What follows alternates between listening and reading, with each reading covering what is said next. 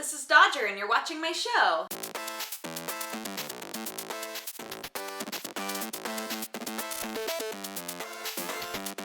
Three, two, one, ready, go. I just love that new intro. It fills all my hearts with nostalgia. You heard it here, folks. I have multiple hearts. Fact. So Obama basically made a speech where he was thanking Japan for stuff, and one of them was anime. And the internet was never the same. So I decided I would wear my Your Favorite Anime Sucks t-shirt, and I'm drinking out of my Kuroko mug. And actually, now that I think of it, our intro is kind of anime flavored, and our first piece of news is going to be about anime. Not because of all of this, but just because I wanted to talk about it, and it suddenly just all made sense and clicked together. My other fingers were preoccupied. So for our first piece of news, Dragon Ball is getting a new anime. Wow. I don't know how to feel about this. A lot of people are really excited, and that's awesome. I don't want to rip that excitement from you, but at the same time, I'm like, man, GT was just not my jam. I was not about it. It wasn't interesting to me. It felt like a lot of rehashing, you know? It felt like a fanfic that they just decided to run with. And even Akira Toriyama has said, yo, GT was not my jam either, and then we high-fived. Spiritually. The most recent Dragon Ball movie actually did really well. There was nothing new under the sun, but, you know, people enjoyed it. And so who knows?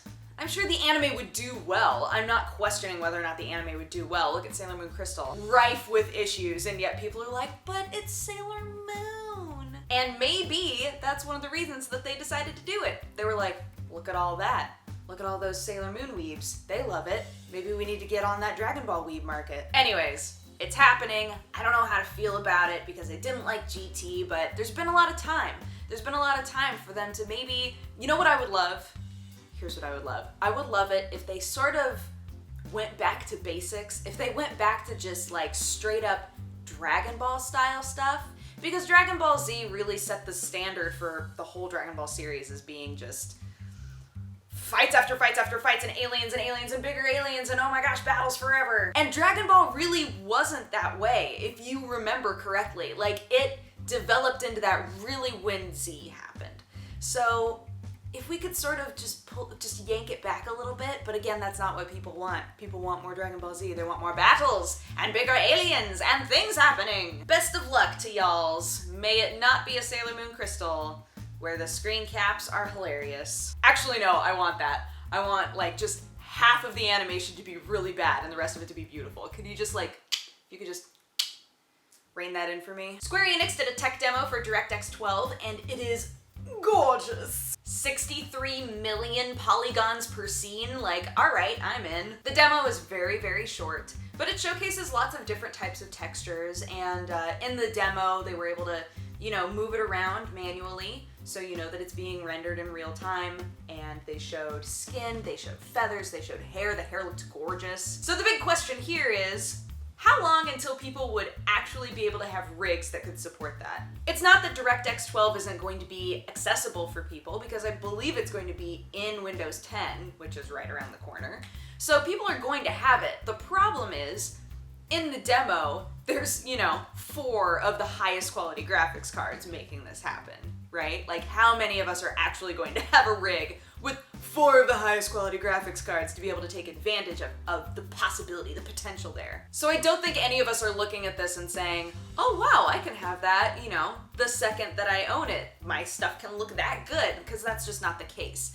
What we do know is that that's in our future. That's something that we can attain eventually. But I feel like this is an issue that a lot of people have with tech demos and AAA titles in general, is that they feel like companies are focusing more on graphics than on quality of story and mechanics. Now, for me, I don't need perfect frame rate. I don't need perfect graphics. I appreciate it when it looks beautiful, like playing Final Fantasy XIV, for example, like by far the most beautiful MMO that I've ever played. And I notice that and I appreciate that. But it's not something that I need in a game, right? So for me, a tech demo is like, wow, that's cool. Maybe one day I can have a game that looks like that. That would be dope, but I don't need it right now. For other people, graphics add so much to the games that they're playing, and it actually helps in investing them in the game and wanting to keep playing. So to look at something like this, is frustrating for them because they're like, well, I can't, how soon until I can have that? And then there are a lot of people like me who are saying, well, why are you focusing on that when graphics aren't as important?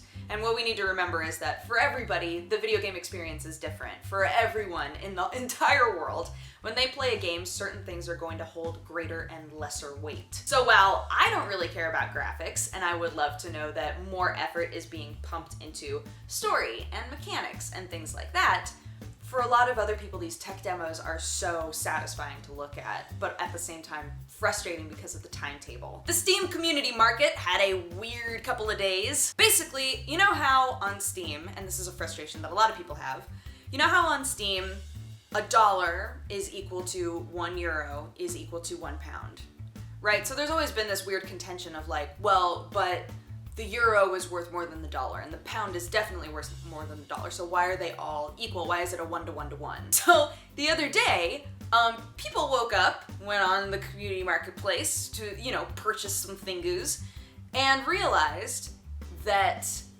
Indonesian rupiahs were also now included in the 1-to-1-to-1-to-1 ratio. Now $1 is normally worth 13,000 rupiahs.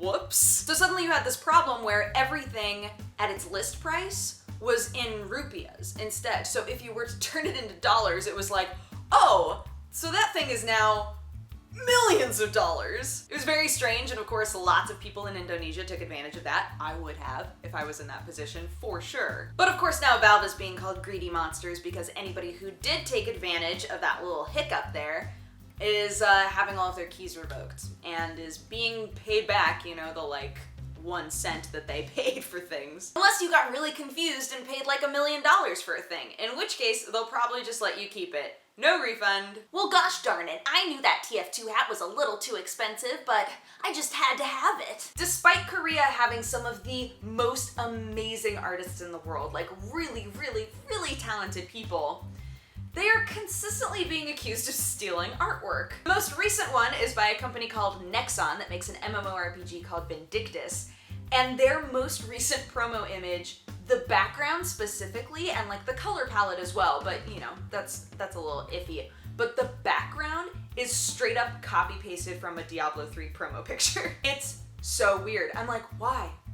Especially with a big game like Diablo 3, like why would you think that no one would notice that? I don't understand. And it actually took me a second to see what the actual similarity was, because again, like the color palette is identical, but you can't make a claim based on that, right? You can't be like, oh, that looks really similar because you used lots of kind of a bluish gray tone, and not about that life. But it was like straight up the wings and the background are the same.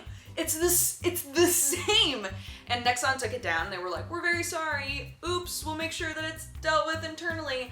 But this has happened before. I think that this company specifically, actually, they've stolen like costume designs, like armor designs from actual clothing designers. Like they've just straight up taken outfits from like Victoria's Secret and things and been like, this is our new armor.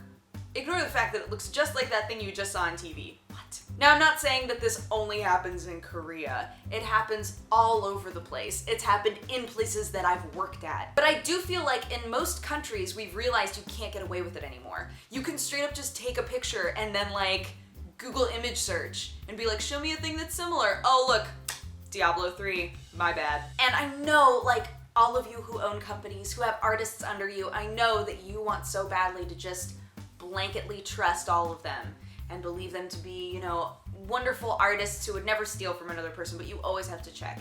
You always, always, always have to check because it's going to keep things like this from happening. The Arkham Knight Season Pass price was revealed. It is going to be $40. And they really made a mistake in saying, hey, our season pass is gonna be $40. P.S. We're not gonna tell you anything about the season pass because my goodness, is that not the right way to go? There was immediately just like fire and flames. Like, what, you expect us to pay $40 and you won't even tell us anything about the DLC? Like, you're cray. That's not gonna happen. So they came back and said, all right, let us tell you a couple of things about our DLC so that you feel a little better about it. So the first one, which I am the most excited about, is called Batgirl, A Matter of Family, an all-new prequel story expansion in an entirely new location where you play as Batgirl for the very first time in the Arkham series. Check out the first render of Batgirl. So the reason that I'm really excited about this is because we know that Oracle plays a big part in Arkham Knight. So is this going to be a story in the past, a story in the future? Because in the comic books she had like a miraculous recovery, and a lot of people who identified with her were really upset about her miraculous recovery because they felt like they had good representation in the form of Oracle. So I'm excited that Oracle is involved in the game, but I'm interested to see what this DLC is, like how they're going to maneuver that. The Season of Infamy play as Batman in all new story missions featuring legendary supervillains invading Gotham City with new story arcs, missions, and gameplay features. Gotham City Stories play as Batman's key allies and narrative missions extending their storylines from both before and after the events in Batman Arkham Knight. Legendary Batmobiles with themed tracks, which sounds hilarious, drive the most iconic Batmobiles from Batman's 75-year history on custom-built racetracks, each themed to that Batmobile's specific era. Every Batmobile will be drivable across every racetrack. So is this literally just a racing game but with only Batmobiles? Because that would be hilarious. Crime Fighter challenge maps engage in a series of new challenge maps utilizing the unique playstyles of Batman and his allies. And finally, character skins, a variety of skins from across the eras for Batman, Robin, Nightwing, and Catwoman. So it sounds like there could be some interesting stuff in there. For me, specifically Batgirl, I'm intrigued to see how that is going to play out. But I personally never buy season passes. I just don't. I can't justify it because who knows whether or not it's worth it, you know?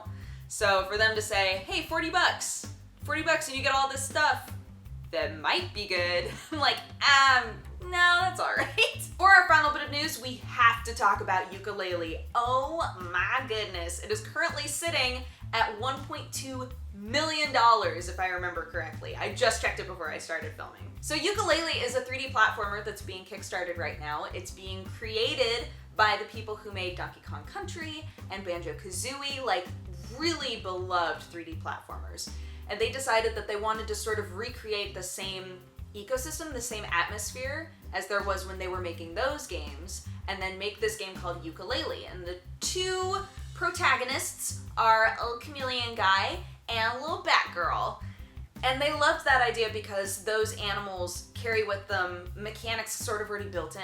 If you watch the video, and I highly encourage that you do, you immediately get this feeling of like, I've played this game before. You know, like, not this game, but this is a game style that I've loved for so long. And I feel like a lot of people, when they watched the Kickstarter video for Hat in Time, a lot of people felt that same sort of way, that platformers are really trying to come back with all of these minds that really brought us the platformers we used to love. So you should definitely check out this Kickstarter because obviously, like, they blew their goal out of the water. Like, whatever. The game is being made, right? But, you know, if this is a game that inspires something in you, if it's the sort of game that you've been wanting to play again and the sort of thing that you've been missing, then check it out. See if there's a tier there that you'd like to participate in and get a cool t-shirt or something. As a person who loves lizards and bats, I approve. Anywho, that's been my show. Thank you so much for watching. If you have a positive or a negative response, feel free to leave it in my comment section. And if you'd like to have coffee with me, you can click wherever I put the annotation and it'll take you to my other channel. Coffee Time has not officially come back yet, but it will be coming back very, very shortly, so be sure to watch out for that. And yeah, I hope you guys have had a fantastic week. I'll see you again next Sunday. Okay, bye-bye. Mwah. And not about that life.